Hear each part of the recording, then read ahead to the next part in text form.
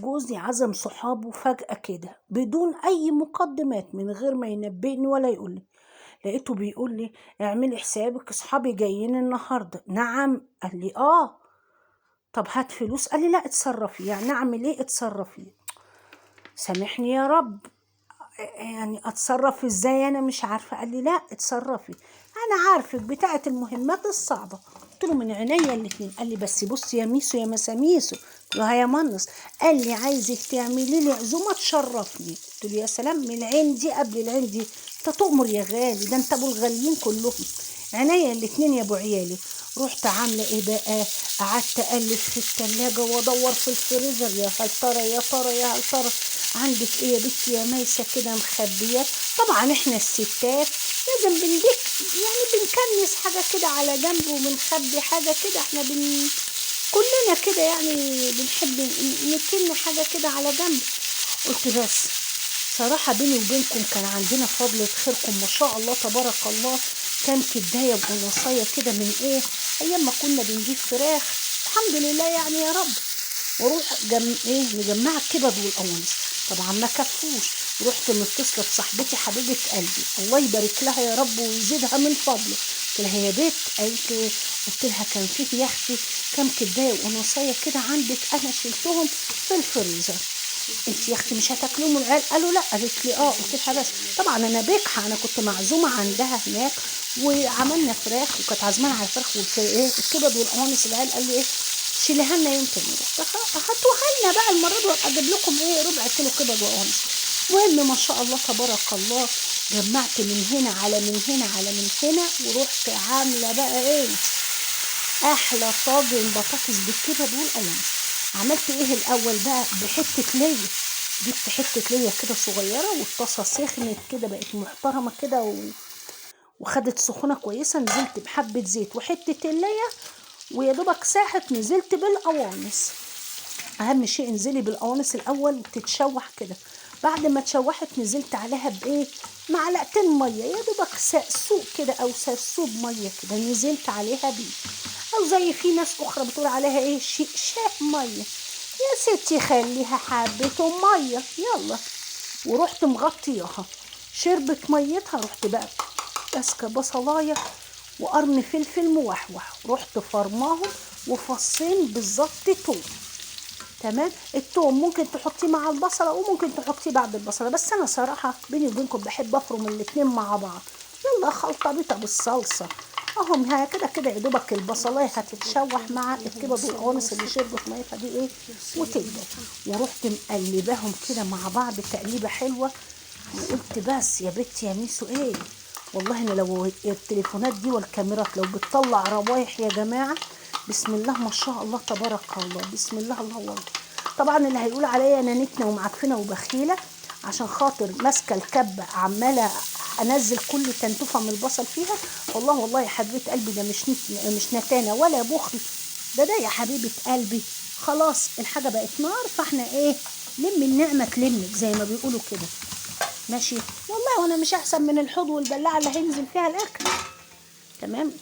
المهم بقى لقيت الطاسه بيني وبينكم ما شاء الله تبارك الله، الكبد والقوانص كانوا كتير. لقيت الطاسه ايه، هتبقى مش يعني صغيره.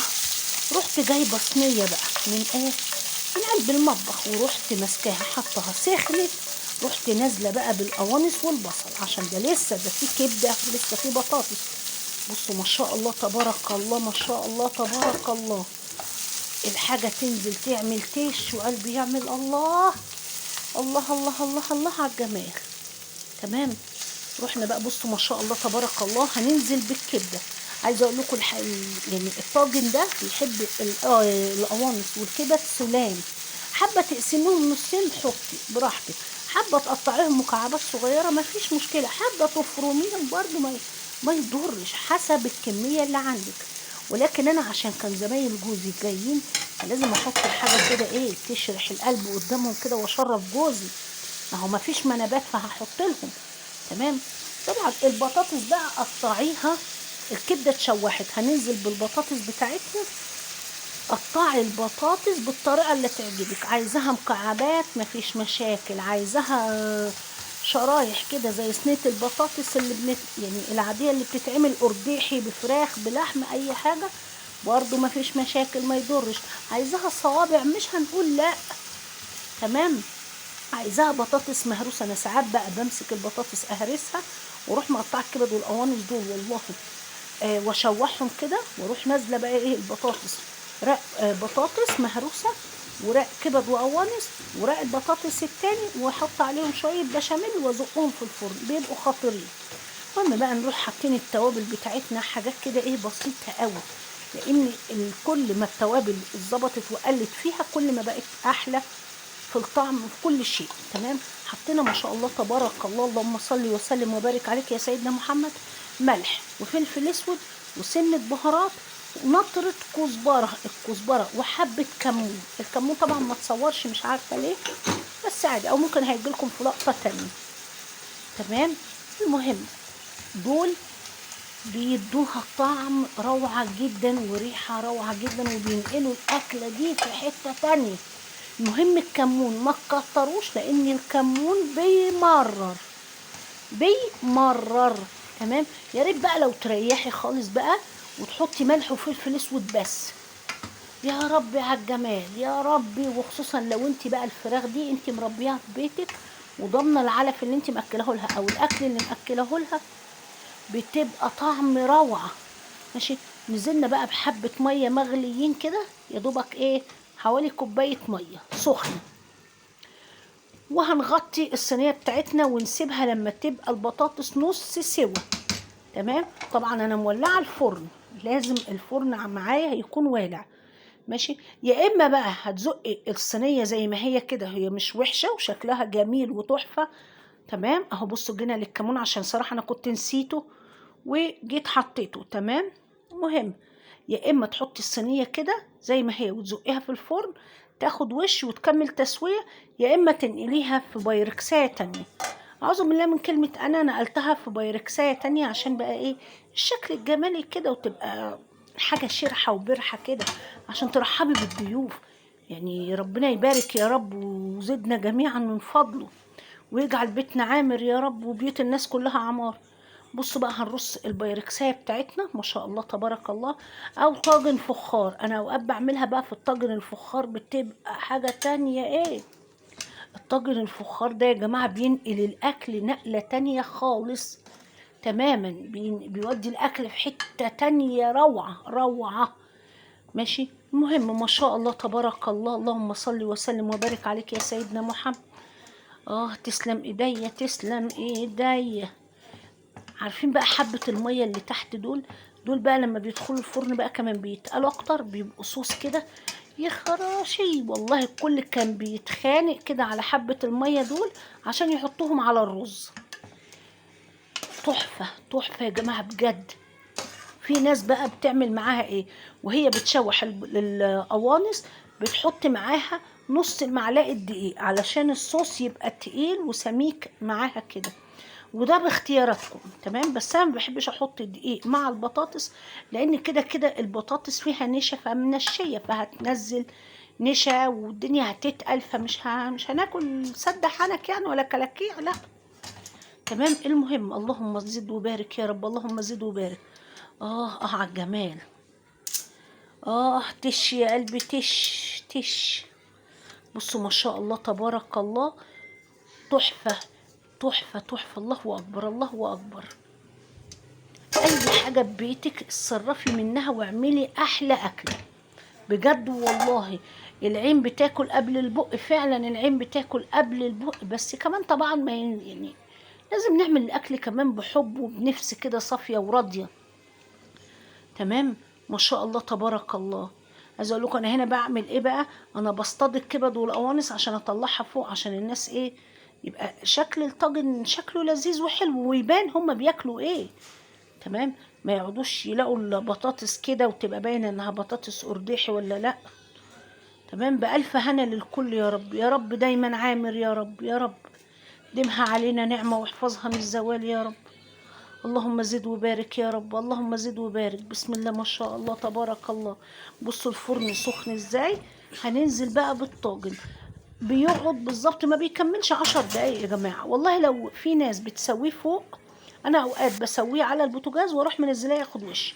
نيجي بقى للرز المفلفل، أحلى رز مفلفل تكليف حياتك بجد.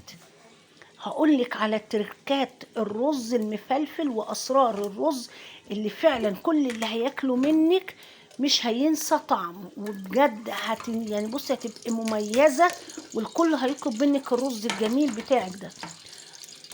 حطيت بقى بسم الله ما شاء الله تبارك الله الحلة، وفيها حبة زيت وحبة سمن.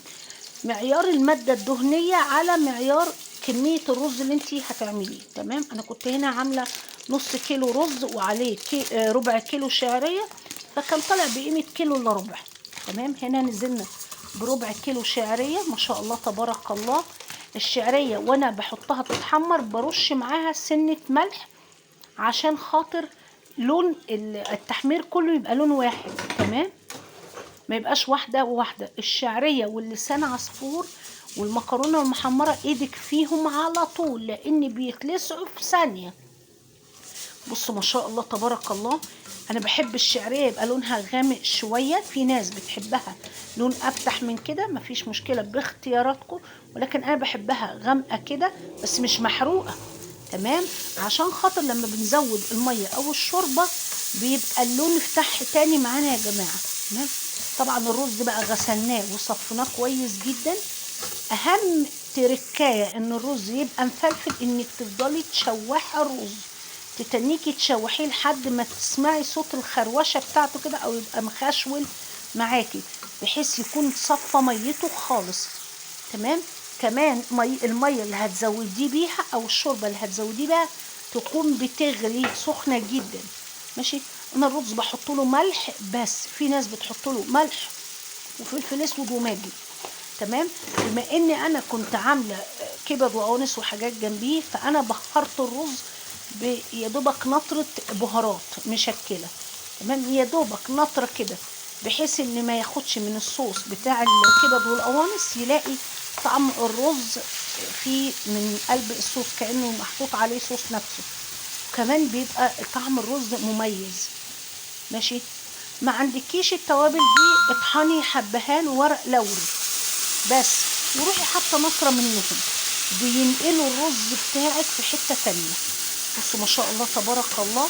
بننزل بقى هنا بمعيار الميه، يا دوبك نغطي الرز بسنايه كده، نغطيه كده شويه.